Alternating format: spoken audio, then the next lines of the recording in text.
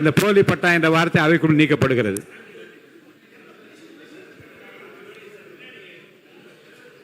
மாண்புமிகு பேரவைத் தலைவர் அவர்களுக்கும், மாண்புமிகு சட்டமன்ற உறுப்பினர்கள் அனைவருக்கும், மாண்புமிகு முதலமைச்சர் அவர்களுக்கும் வணக்கத்தை தெரிவித்துக் கொள்கின்றேன். 2026-2027 ஆண்டின் திருத்திய நிதிநிலை அறிக்கையில் மற்றும் வேளாண் பட்ஜெட் வேளாண் அறிக்கையிலும் நிதிநிலை அறிக்கையில் பேச வாய்ப்பளித்தமைக்கு பாட்டாளி மக்கள் கட்சி சார்பாக நன்றியை தெரிவித்துக் கொள்கின்றேன். முதற்கண் சேவை உரிமை சட்டம் அதை நிறைவேற்ற அந்த நிறைவேற்றக்கூடிய அந்த அறிவிப்புக்கு மனமார்ந்த வாழ்த்துக்களை தெரிவித்துக் கொள்கின்றேன். இந்த கோரிக்கையை தான் பாட்டாளி மக்கள் கட்சி 13 வருடங்களாக தொடர்ந்து குரல் கொடுத்து கொண்டிருக்கிறது. 21 மாநிலங்களில் இந்த சேவை உரிமை சட்டம் அமலில் இருக்கிறது. இந்த சேவை உரிமை சட்டம் வந்ததுன்னா பர்த் சர்டிஃபிகேட்டு, டெத் சர்டிஃபிகேட்டு, பட்டா, இந்த இபி, ரேஷன் கார்டு போன்றவையெல்லாம் எளிதில் மக்களுக்கு போய் சேரும். அதற்கு மனமார்ந்த வாழ்த்துக்களை தெரிவித்துக் கொள்கின்றோம். அதே போல இயற்கை விஞ்ஞானி பெரியவர் நம்மாழ்வார் அவர்கள் பெயரிலும், சேவை செம்மல் அஞ்சலை அம்மாள் அவர்கள் பெயரிலும் விருதுகள் வழங்கி கௌரவிப்பதை மனமார்ந்த வாழ்த்துக்களோடு வரவேற்கின்றோம். இயற்கை விஞ்ஞானி நம்மாழ்வார் பெயரில் இயற்கை வேளாண் பட்டய படிப்பு, டிப்ளமா படிப்பு சொல்லிக் கொடுக்கும் பல்கலைக்கழகத்திற்கு அவர் பெயர் அமைக்கப்படுவதாக அறிவித்திருப்பது மிகுந்த மகிழ்ச்சியை தருகிறது. மகளிர் விவசாயிகளுக்கு அவர்களை ஊக்குவிக்கும் விதமாக பல நல்ல திட்டங்களை அறிவித்திருக்கிறீர்கள். அதற்கும் வாழ்த்துக்களை தெரிவித்துக் கொண்டிருக்கிறோம். இருந்தாலும் இந்த நிதிநிலை அறிக்கையில் நாங்கள் தமிழகமே எதிர்பார்த்த அந்த தமிழக விவசாயிகளின் கூட்டுறவு கடன் மொத்தமாக தள்ளுபடி செய்யப்படும் என்ற அந்த அறிவிப்பு வராமல் இருந்தது மிகப்பெரிய ஏமாற்றத்தை கொடுக்கிறது. எங்களுக்கு அது ரொம்ப வருத்தம் அளிக்கக்கூடிய விஷயம். தமிழ்நாட்டுடைய மக்கள் தொகை பார்த்திங்கன்னா ஒரு 8 கோடி பேர் இருக்கும். அதில் தமிழ்நாட்டில் விவசாயம் செய்யக்கூடியவர்கள் ஒரு 5 கோடி பேராவது இருப்பாங்க. அப்போ நிதிநிலை அறிக்கையில் 4,72,580 கோடியை நிதிநிலை அறிக்கையில் மாண்புமிகு நிதியமைச்சர் அவர்கள் தாக்கல் செய்தார். ஆனால் வேளாண் நிதிநிலை அறிக்கையில் வேளாண் அக்ரிகல்ச்சருக்கு மட்டும் 14,000 கோடி தானா? 5 கோடி பேருக்கு வெறும் 14,000 கோடி தான் நீங்கள் தாக்கல் செய்திருக்கிறீர்களா? நீங்கள் 22 டிபார்ட்மெண்ட், கால்நடை, பால்வளம், வனத்துறை, கூட்டுறவு, பட்டு, கைத்தறி, இப்படின்னு வணிக வரி, இந்த மாதிரி டிபார்ட்மெண்ட் எல்லாம் சேர்த்து 22 டிபார்ட்மெண்ட்டுக்கெல்லாம் சேர்த்து தான் 58,000 கோடி இந்த நிதிநிலை பட்ஜெட் தாக்கல் செய்திருக்கிறீர்கள். ஆனால் வேளாண் துறைக்கு வெறும் 14,000 கோடி தான். இது ரொம்ப ரொம்ப ரொம்ப கம்மி. அதுவும் 5 கோடி பேருக்குன்ற போது ரொம்ப கம்மி. இதுக்கு 2 மணி நேரம் டீட்டெயில் பட்ஜெட்டை நம்முடைய மாண்புமிகு அக்ரிகல்ச்சர் வேளாண் துறை அமைச்சர்கள் தாக்கல் செய்திருந்தார். அதில் நிறைய விஷயங்கள் இருந்தது. ஆனால் நம்ம எதிர்பார்த்த நிறைய விஷயங்கள் இல்லை. அதை தான் நம்ம சொல்லணும். இப்போது பார்த்தீங்கன்னா நாங்கள்லாம் ஒரு குடும்ப தலைவியாக இருக்கிறோன்னா நாங்கள் கூட தான் பட்ஜெட் போடுவோம். கஷ்டம்தான். வெறும் கையில் முழம் போடுறது என்பது ரொம்ப ரொம்ப சிரமம்தான். வீட்டு வாடகையா, இபியா, ஹாஸ்பிட்டல் பில்லா, ஸ்கூல் ஃபீஸா, இல்லை இஎம்ஐ கட்டணுமா, ப்ரொவிஷன் வாங்கணுமா, தாய்மாமன் சீரை முதலமைச்சர் கொடுத்துருவாரு, அத்தை சீரு பாட்டி சீரு நம்ம தானே கொடுக்கணும். அப்போல்லாம் என்ன பண்ணுவீங்க? எவ்வளோ வேலை இருக்கிறது. இதையெல்லாம் மனதில் வைத்துக்கொண்டு தான் ஒரு பட்ஜெட் ஒரு குடும்ப தலைவி போடுவாங்க. நீங்களும் அதை மாதிரி தான் மனசில் வைத்துக்கொண்டு இஎம்ஐக்கு 78,680 கோடி போட்டிருக்கிறீங்க. அரசு இயந்திரம், அதாவது ஒரு கவர்மெண்ட் மிஷினரி நல்லா நடக்கணும்னா 91,032 crores. அதே போல் பென்ஷனுக்கு 41,846 கோடி. டோட்டலாக பார்த்தீங்கன்னா 1,32,878 கோடி ரூபாய்கள் நம்ம கவர்மெண்ட் மிஷினரி அரசு இயந்திரம் நல்லா நடக்கணும், மக்களுக்கு சேவை செய்யணுன்றதுக்காக கொடுத்துருக்கிறீங்க. மானியம் பார்த்தீங்கன்னா 1,74,494 கோடி. இது என்ன பார்த்தீங்கன்னா விவசாயத்துக்கு மட்டும் இலவச கரண்ட்டில், எல்லாத்துக்குமே வீடுகளுக்கு கூட ஒரு சில யூனிட் வந்து அது கொஞ்சம் மானிய விலையில் தான் கொடுப்போம். சத்துணவு, அப்புறம் வந்து இந்த கேஸ் சிலிண்டர், வீடு, எல்லாத்துக்குமே மானியம் இருக்கிறது. விவசாயத்துக்கு மட்டும் இல்லை, மொத்தமாகவே மானியத்துக்கு 1,74,000 கோடி, 74,494 கோடி வழங்கியிருக்கிறீர்கள். இவ்வளவையும் வழங்கிட்டு விவசாயத்துக்கு 14,000 கோடி தான் கொடுத்துருக்கிறீங்க. அப்போ பெண்கள் வந்து பட்ஜெட் போடும்பொழுது குழந்தைங்களுக்கு சாப்பாடு போடாமல் இருந்துருவாங்களா? சாப்பாடு போட்டு தான் ஆகணும். அப்போ அந்த சாப்பாடு போடுற அந்த விவசாயிக்கு பட்ஜெட் ஏன் இவ்வளோ கம்மியாக போட்டீங்க? அதுதான் எங்களுடைய கேள்வி, வேறு எதுவும் இல்லை. இந்த பட்ஜெட்டில் மூலதன செலவுகளுக்கு 56,985 கோடி ஒதுக்கி இருக்கிறீர்கள். அது பார்த்தீங்கன்னா இன்ஃப்ராஸ்ட்ரக்சர் டெவலப்மெண்ட், ரோடு, அப்புறம் ஹாஸ்பிட்டலு, பிரிட்ஜு, ஸ்கூலு, இதுக்கெல்லாம் நீங்கள் ஒதுக்கியிருக்கிறீங்க. ஆனால் இதில் முக்கியமாக ஒதுக்க வேண்டியது என்னன்னு பார்த்தீங்கன்னா, கிட்டத்தட்ட நீர்ப்பாசன திட்டங்களுக்கு நிதியை அதிகமாக ஒதுக்கி இருக்க வேண்டும். இந்த நீர்ப்பாசன திட்டங்கள் பேரை மட்டும் படிச்சிடுறேன். காவிரி குண்டாறு இணைப்பு திட்டம், தர்மபுரி காவிரி உபர்நீர் திட்டம், அரியலூர் சோழர் பாசன திட்டம், காவிரி சரபங்கா திருமணி முத்தாறு கால்வாய் இணைப்பு திட்டம், நந்தன் கால்வாய் திட்டம் மற்றும் தென்பெண்ணை துறிஞ்சலாறு இணைப்பு திட்டம், பாலாற்றில் தடுப்பணைகள் பாசன திட்டம், பாண்டியாறு புன்னம்புழா திட்டம், அத்திக்கடவு அவிநாசி திட்டம் 2.0, மேட்டூர் அணை வலதுகரை கால்வாய் நீட்டிப்பு திட்டம், தோணிமடுவு பாசன திட்டம், படேத்தலாவ் ஏரி கால்வாய் திட்டம், பாலேகுழி ஏரி கால்வாய் திட்டம், இத்தனை திட்டங்கள் இருக்கிறது. இந்த திட்டங்களுக்கு, நீர்ப்பாசன திட்டங்களுக்கு அதிகப்படியான நிதியை மூலதன செலவுகளில் ஒதுக்கி இருக்க வேண்டும். அதாவது பார்த்தீங்கன்னா தமிழ்நாட்டில் 950 மில்லிமீட்டர் மழை வருஷத்துக்கு பெய்யுது. இது போதுமான மழை தான். நம்மளுடைய south west monsoon, north east monsoon, தென்கிழக்கு வடமேற்கு அந்த மான்சூனில் நமக்கு நல்ல மழை பெய்யுது. ஆனால் அந்த மழை தண்ணியெல்லாம் கடலில் வீணாக கலந்துடுது. எப்படி பார்த்தீங்கன்னா முன்னாடிலாம் தமிழ்நாட்டில் மழை ஒரு 50 நாட்களாவது பெய்யும். அப்போ நிலத்தடி நீர் வளம் பெறும், மீதியெல்லாம் கடலுக்கு போயிடும். ஆனால் இப்போ 30 நாளில் இந்த 2 மான்சூன்லேயும் மழை பெஞ்சு மொத்தமாக தண்ணிலாம் வேக வேகமாக கடலில் போயிடுது. அதனால் இந்த இரிகேஷன் ஸ்கீம்ஸ்னால் 2 விதமாக இந்த தண்ணீரை நாம் சேமிக்க முடியும். இந்த மழை தண்ணியை 2 விதமாக சேமிக்கலாம். ஒன்று பார்த்தீங்கன்னா இந்த தடுப்பணைகள் கட்டலாம். பாலாறில் தடுப்பணைகள் கட்டலாம், காவிரி ஆறில் தடுப்பணைகள் கட்டலாம். அந்த காவிரிக்கு நான் சொன்னேன் 420 கிலோமீட்டர் ஓடுதுன்னு. 10 கிலோமீட்டருக்கு ஒரு தடுப்பணைகள் கட்டினால் கண்டிப்பாக இந்த தண்ணீரை கடலில் போகாமல் நம்மளால் சேமிக்க முடியும். நீங்கள் 420 கிலோமீட்டரில் 10னா 42 தடுப்பணைகள் கட்டணும்னு கூட அவசியம் இல்லை. ஒரு 25-30 தடுப்பணைகள் கட்டினா கூட 20 டிஎம்சி தண்ணீரை நம்ம கடலில் போகாமல் நம்மளே சேர்த்து வச்சுக்கலாம். அந்த 20 டிஎம்சி தண்ணீர் இருந்தால் பாசன திட்டத்துக்கு உபயோகமாயிடும். தர்மபுரிக்கு 2 டிஎம்சி தண்ணி தான் தேவைப்படும், சேலத்துக்கு 5 டிஎம்சி தண்ணி. இப்படி இருந்தாலே இந்த மாவட்டங்கள் விவசாயம் செய்வதற்கு ஏதுவாக இருக்கும். அதாவது காவிரி ஆறு, பாலாறு, எல்லா ஆறுகள், கிட்டத்தட்ட நம்ம ஊரில் 35 பெரிய ஆறுகள் இருக்கு. அதில் 10 கிலோமீட்டருக்கு ஒரு தடுப்பணை கட்டினால் கடலில் கலக்கும் நீரை நம்ம வேஸ்ட் பண்ணாமல் அதை நம்ம சேமித்தாலே நம்ம 100 டிஎம்சி தண்ணீர் வரைக்கும் நம்ம தமிழ்நாட்டிலே சேமித்து கொள்ளலாம். இதுக்கப்புறம் யாரையும் கேட்க தேவையில்லை. காவிரி யாருக்கா கர்நாடகா கிட்ட கையேந்த வேண்டியதில்லை, கேரளா கிட்ட இந்த புன்னம்புழா இந்த திட்டத்துங்களுக்காகவும் முல்லை பெரியாருக்காகவும் கையேந்த வேண்டியது கிடையாது. கிருஷ்ணா கோதாவரிக்காக நம்ம ஆந்திரா கிட்ட கையேந்த வேண்டியது கிடையாது. எல்லாமே நம்ம கிட்ட பெய்கிற மழையை நம்ம தடுப்பணைகள் மூலம் சேமித்து கொள்ளலாம். 2வது வழியில் இதே தண்ணீரை சேமிக்க முடியும். அது ஏரி குளங்களை தூர்வாருகின்ற திட்டம். 42,000 ஏரி இருந்தது, இன்னைக்கு 27,000 ஏரி தான் இருக்கிறது. அந்த 27,000 ஏரிகளை தூர்வாரினாலே இதுலேயும் கிட்டத்தட்ட 100-150 டிஎம்சி தண்ணீரை தேக்கி வைக்க முடியும். இதில் அது கூட 10 அடி 20 அடி ஆழெல்லாம் தூர் வர தேவையில்லை. ஒரு மீட்டர், அதாவது இவ்வளோதான் இருக்கும் 1 மீட்டர்னா, இந்த 1 மீட்டருக்கு நீங்கள் தூர் வாரினாலே, ஏரி குளங்களை தூர் வாரினாலே அந்த தண்ணீரை இதை சேர்த்து வைத்து ஏரியில் தண்ணி இருந்ததுன்னா அவங்க கிணத்துல ஆட்டோமேட்டிக்காக தண்ணி வந்துடும். விவசாயியோட கிணத்துல அந்த ஆட்டோமேட்டிக்காக தண்ணி வந்ததுன்னா விவசாயம் நல்லபடியாக பண்ணுவாங்க. இந்த திட்டத்தின் மூலம் பார்த்தீங்கன்னா 100 டிஎம்சி காவேரியில், பாலாறில் 15-20 டிஎம்சி, தென்பெண்ணை ஆறில் ஒரு 30 டிஎம்சி, தாமிரபரணியில் 15 டிஎம்சி தண்ணீர், இப்படின்னு ஒரு 150 டிஎம்சி தண்ணீரை நம் தமிழ்நாட்டில் நாமே தேக்கி வைத்துக் கொள்ளலாம். இதுக்கப்புறம் யார்கிட்டையும் தண்ணிக்காக கேட்க வேண்டியதே இல்லை.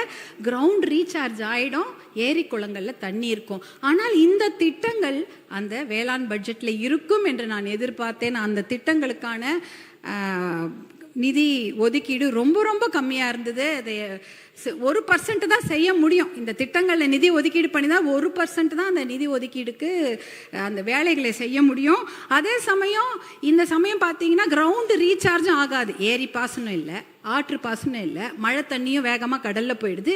எதை வச்சு விவசாயிகள் விவசாயம் செய்வாங்க? அவங்க நிலத்தடி நீரை நம்பித்தான் இருக்கிறார்கள். நிலத்தடி நீர் இப்போ எங்கே போயிடுச்சு? கிட்டத்தட்ட 100 அடி 200 அடி 800 அடிலாம் சில ஊரில் நிலத்தடி நீர் கீழே போயிடுச்சு. அவ்வளோ பெரிய பைப்பு போட்டால் தான் நிலத்தடி நீரை உறிஞ்சி எடுத்து அவங்க பாசனம் செய்ய முடியும். அதற்காக தான் விவசாயிகள் இலவச மின்சார திட்டத்துக்கு பதிவு பண்ணியிருக்கிறாங்க. கிட்டத்தட்ட 2 லட்சம் பேர் இலவச மின்சார திட்டத்துக்கு பதிவு பண்ணியிருக்கிறாங்க. அதே சமயம் தட்கல் முறையில் கிட்டத்தட்ட 65,000 பேர் பதிவு பண்ணியிருக்கிறாங்க. பார்த்தீங்கன்னா 5 ஹார்ஸ் பவர்லேருந்து 15 ஹார்ஸ் பவருக்கு 2 லட்சத்துலேருந்து 4 லட்சம் ரூபாய் வரைக்கும் அவங்க முன்பணமாக எலக்ட்ரிசிட்டி போர்டுக்கு செலுத்தியிருக்கிறாங்க. மின்சார வாரியத்துக்கு ஒரு 1,500 கோடி ரூபாயை கடன் வாங்கி காலில் இருக்க கொலுசெல்லாம் விற்று, காதில் இருக்கிற கம்மலெல்லாம் விற்று 2 லட்சம் 4 லட்சம் கட்டியிருக்கிறாங்க. இன்னும் அந்த இலவச மின்சார திட்டம் அவர்களுக்கு வழங்கப்படவில்லை. தேர்தல் வந்துருச்சு, அதனால் வழங்கவில்லைன்னு சொன்னாங்க. தேர்தல் முடிஞ்சு 2 மாதம் ஆயிடுச்சு. கண்டிப்பாக அந்த இலவச மின்சார திட்டத்தை பதிவு செய்த அந்த விவசாயிகளுக்கு வழங்குமாறு உங்களை அன்போடு கேட்டுக்கொள்கின்றேன். அதே சமயம் பார்த்தீங்கன்னா நிறைய மானியங்களை அறிவித்திருக்கிறீர்கள், நான் பார்த்தேன். ஆனால் இந்த மானியங்கள்லாம் பார்த்தீங்கன்னா 1 ஏக்கர் 2 ஏக்கர் விவசாயிகளுக்கு தெரியவே தெரியாது. ஒரு 20-30 ஏக்கர் வைத்திருக்கிற விவசாயிகள் தான் இந்த மானியத்தை பற்றி நன்றாக தெரியும். அவங்க தான் ஒரு 2 வீலர் எடுத்துக்கிட்டு பைக் எடுத்துக்கிட்டு அவங்க நகர்ப்புறத்துக்கு போயிட்டு விஏஓ பிடிஓ எல்லாரையும் போய் பார்த்து அந்த மானியத்தெல்லாம் வாங்கிட்டு வருவாங்க. ஆனால் இந்த 1 ஏக்கர் 2 ஏக்கர் எங்கேயோ குக்கிராமத்துலேயே மலைப்பகுதியில் உட்காந்துருப்பாங்க. அவங்களுக்கு இந்த மானியத்தை பற்றி தெரிய வாய்ப்பே இல்லை. யாரும் போய் அவங்களுக்கு எடுத்து சொல்லவும் மாட்டாங்க. அவங்க ஒரு பஸ் எடுத்துகிட்டு போயிட்டு அதை பற்றி தெரிஞ்சுக்கவும் மாட்டாங்க. ஏன்னா அந்த ஊருக்கெல்லாம் ஒரு பஸ் தான் வரும் காலையில். அவன் ஒரு வாட்டி அந்த விவசாயம் அந்த பஸ் ஏறி போயிட்டு திருப்பி வரத்துக்குள்ள அவங்க 2 நாள் உழைப்பு வீணாயிடும்.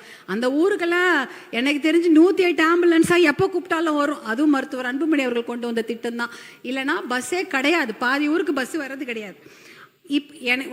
நாங்கள் இந்த அக்ரிகல்ச்சர் பட்ஜெட் போடும்பொழுது ஒரு கூட்டத்தை நம்முடைய அரசாங்கம் கூட்டியிருந்தார்கள். 3 மாண்புமிகு அமைச்சர்கள் அங்கே உட்கார்ந்துருந்தாங்க. எங்களை போன்ற சட்டமன்ற உறுப்பினர்களும் பாராளுமன்ற உறுப்பினர்களும் அங்கே உட்காந்து சேலத்தில் ஒரு கூட்டம் போட்டாங்க. அக்ரிகல்ச்சர் பட்ஜெட் போடுவதற்கு முன்னாடி ஒரு கலந்தாய்வு கூட்டம். எத்தனையோ விவசாயிகள் கலந்து கொண்டார்கள். அங்கே விவசாயிகள் நிறைய குறைகளை சொன்னாங்க. அவங்க யாருமே அரசியல்வாதிகளாக எங்களை பற்றி எந்த குறையுமே சொல்லலை. அரசு அதிகாரிகளே தான் அவர்கள் குறை சொன்னார்கள். ஏன்னா அந்த மானியம்லாம் அவங்களுக்கு ஒழுங்கா போய் சேரதே இல்லை என்ற குறையை அவங்க அரசு அதிகாரிகள் பேர் தான் அவங்க சொல்லிட்டு இருந்தாங்க. அதெல்லாம் நாம் களைய வேண்டும். ஏன்னா அந்த மானியங்கள்ல இருக்கக்கூடிய அந்த பணம் அவர்களுக்கு நல்லபடியாக போய் ரீச் ஆகுதா சேருதா என்பதை நாம் கண்டிப்பாக அதை நம்ம பார்க்க வேண்டும். பேரவைத் தலைவர் அவர்களே, என்ன பேரவைத் தலைவர்களே, எனக்கு கொஞ்சம் எக்ஸ்ட்ரா 12 நிமிஷம் கொடுத்துருங்க. இல்ல நீங்க சொல்ல கருத்துக்கள் எல்லாம் கவனத்தில் கொள்ள வேண்டிய கருத்துக்கள். ஆனால் சுருக்கமா முடிக்கிறீங்க.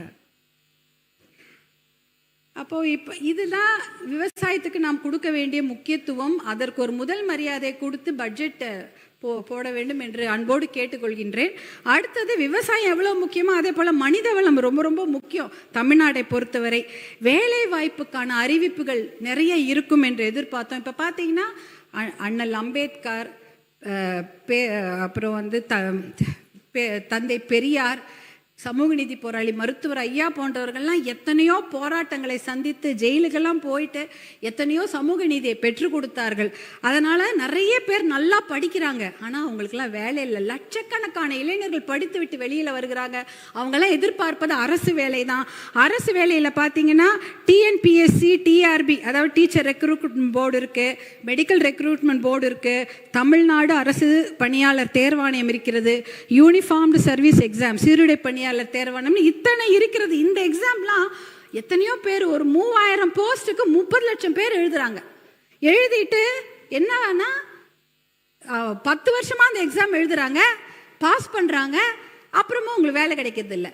பாஸ் பண்ணிவிட்டு சர்டிஃபிகேட் வெரிஃபிகேஷன் போகிறாங்க, அப்புறமா அவங்களுக்கு வேலை கிடைக்கிறது இல்லை. வேலை கிடைச்சாலும் பணி உயர்வு கிடைப்பதில்லை, பணி உயர்வு கிடைச்சாலும் ஓய்வூதியம் கிடைப்பதில்லை.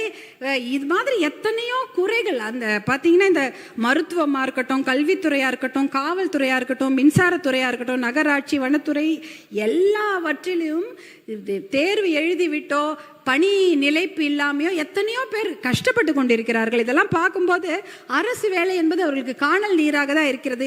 அப்படிப்பட்ட அறிவிப்புகள் இந்த பட்ஜெட்டில் இருக்கும் நாங்கள் எதிர்பார்த்தோம், அதுவுமே இல்லை.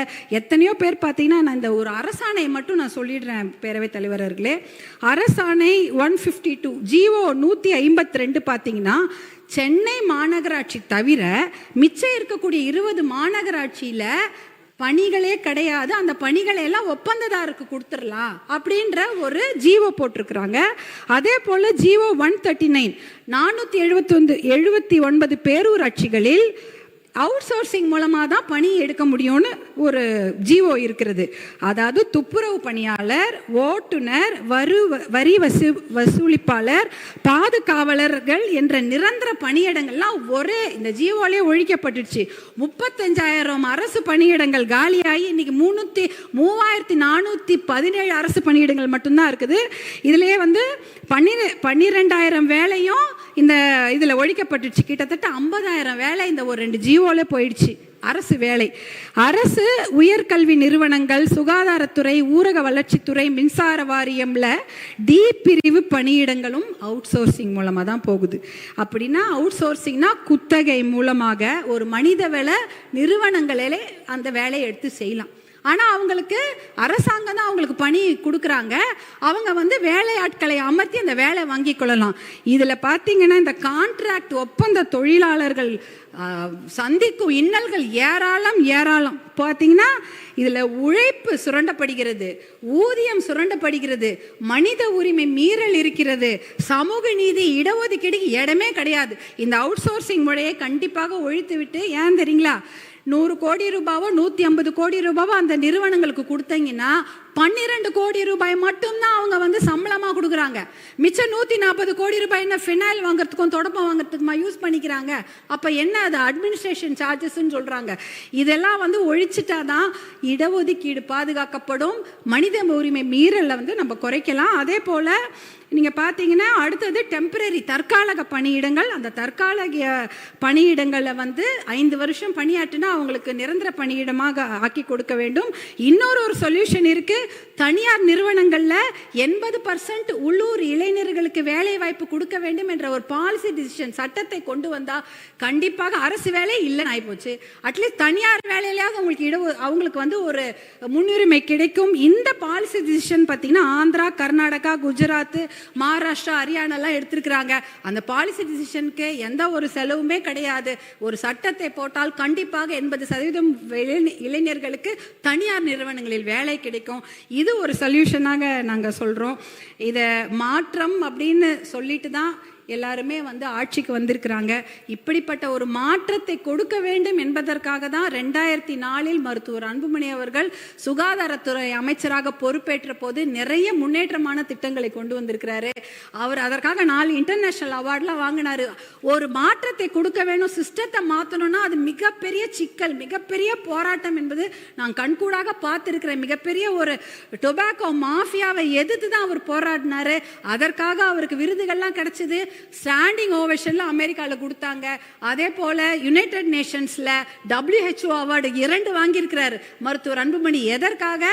இந்த கிராமப்புற சுகாதார திட்டத்தை அறிமுகப்படுத்தி 108 ஆம்புலன்ஸ் போன்ற திட்டங்களை கொடுத்ததற்காக WHO உடைய அவார்டை அவங்க வாங்குறாங்க. டோனி பிளேர் அவர் இங்கிலாந்துடைய prime minister, Bill Gates, Bill Clinton அமெரிக்காவுடைய அதிபர், அதே போல் கோய்சுமின்னு சொல்லிட்டு ஜப்பானுடைய பிரதமர், கோஃபி அன்னன் என்ற யுனைடெட் நேஷன்ஸ் ஜெனரல், இவர்கள் வாங்கிய விருதை மருத்துவர் அன்புமணி இந்தியாவில் வாங்கியிருக்கிறாரு. Rotary International award for polio எராடிகேஷனுக்காக, போலியோ ஒழிப்பதற்காக இந்த சாதனைகள் எல்லாம் அவர் செய்ததற்காக அந்த இன்டர்நேஷனல் விருதை அவருக்கு டெல்லியில் கொடுக்குறாங்க. இத்தனை அவார்ட்களையும் அவர் வாங்கியிருக்காரு. ஆனால் அங்கே டெல்லியில் தான் தெரியும், அது இன்டர்நேஷனலில் தான் அவரை பற்றி தெரியும். இங்கே யாரும் அவருடைய சர்வீஸில் கண்டுக்கவே இல்லை, அதை பற்றி அவர் பெருசாக எடுத்துக்கிட்டதும் இல்லை. அவரை பொறுத்த வரைக்கும் வரைக்கும் கீதையில் சொன்ன மாதிரி கடமையை செய், பலனை எதிர்பார்க்காதே என்ற ஒரு விஷயத்துல தான் அவர் பயணிச்சுட்டு இருக்கிறாரு. இப்படிப்பட்ட எல்லாரும் அவர்களுடைய கட்சி தலைவர்களை குறுக்கீடுகள் இல்லாமல் உங்களுக்கு வந்து 20 நிமிடம் நான் அழைத்திருக்கிறேன். நன்றி தலைவரே, நன்றி சொல்லி முடிச்சிடணும். நன்றி சொல்லி முடிச்சிடுறேன். எல்லாருக்கும் அவர்களுடைய தலைவர்களை பத்தி ஒரு 4 நல்ல வார்த்தை நிறைய சொல்லியிருக்கீங்க. என்னுடைய மதிப்புக்குரிய அன்புமணி அவர்களை பற்றி நீங்க நிறைய சொல்லியிருக்கீங்க. அடுத்து நீங்க நன்றி அவைக்கு நன்றி சொல்லி முடிக்கிறேன். நன்றி. இறுதியாக சமூக நீதி கணக்கெடுப்பு என்று ஒரு வரலாற்று சிறப்புமிக்க தீர்மானத்தை அறிவிப்பை வெளியிட்டீர்கள். அதற்கு பட்ஜெட் ஒதுக்கி இருந்தால் இன்னும் நன்றாக இருந்திருக்கும். அதே போல கூட்டுறவு கடன் தள்ளுபடியை எதிர்பார்க்கின்றோம். இலவச மின்சாரத்திற்கு உடனடியாக எதிர்பார்த்திருக்கின்றோம். டாஸ்மாக் மதுக்கடைகளை படிப்படியாக மூடி பெண்களுடைய மகிழ்ச்சிக்கும் பாதுகாப்பையும் உறுதி செய்ய வேண்டும். அதற்கான அறிவிப்புகளையும் எதிர்பார்த்து கொண்டிருக்கின்றோம். ஆல்டர்னேட் ரெவென்யூ பற்றிய முழு திட்டங்கள் வேண்டும். அவுட் சோர்சிங் முறை முற்றிலுமாக ஒழிக்கப்பட வேண்டும். தற்காலிக பணி செய்பவர்களுக்கு அது நிரந்தர பணியிடமாக ஆக்கி கொடுக்க வேண்டும். தனியார் நிறுவனங்களில் அந்த இளைஞர்களுக்கு 80% வேலைவாய்ப்பை உறுதி செய்ய வேண்டும். இதெல்லாம் தான் என்னுடைய கோரிக்கை. முக்கியமான கோரிக்கை காவிரி தர்மபுரி உபர்நீர் திட்டத்தை தயவு செய்து மறந்து விடாதீர்கள். அது என்னுடைய முக்கியமான கோரிக்கை. நான் வேற எதுவுமே கேட்கல. தர்மபுரி மாவட்டத்திற்கு காவிரி உபர்நீர் திட்டத்தை கொண்டு வாங்க. நான் இந்த 1 லட்சம் கிராமத்தில் தான் போய் பயணிச்சுட்டு இருக்கிறேன். கிராமத்தில் தான் போயிட்டே இருப்பேன். 1 லட்சம் 2 லட்சம் விவசாயிகளோட கையை போய் பிடிப்பாங்களே. என் கையை பிடிச்சி எனக்கு நன்றி சொல்லுவாங்க. ஏதாவது ஆசையாக கையை பிடிப்பாங்க.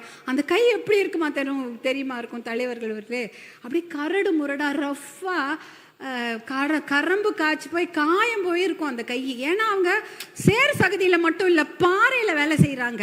மண்ணிலையும் கடப்பாறையிலையும் மண்வெட்டிலையும் வேலை செஞ்சு கையெல்லாம் அவ்வளோ கரம்பாக இருக்கும். அந்த கையை அந்த விவசாயிகளோட கைகளை விட்டு விடாதீர்கள் என்று உங்களை கேட்டுக்கொண்டு வாய்ப்பளித்த உங்களுக்கு என்னுடைய மனமார்ந்த நன்றியை தெரிவித்து விடைபெறுகிறேன். நன்றி, வணக்கம். மாண்புமிகு நீர்வளத்துறை அமைச்சர் அவர்கள். மாண்புமிகு பேரவைத் தலைவர் அவர்களே, மாண்புமிகு உறுப்பினர் அவர்கள், நீர்வளத்துறைக்கு கடந்த காலங்களில் ஒதுக்கீடு செய்யப்பட்டுள்ள நிதிகளை விட மாண்புமிகு தமிழ்நாடு முதலமைச்சர் அவர்களின் தலைமையிலான அரசு அதிக அளவிலான நிதியை ஒதுக்கியுள்ளது.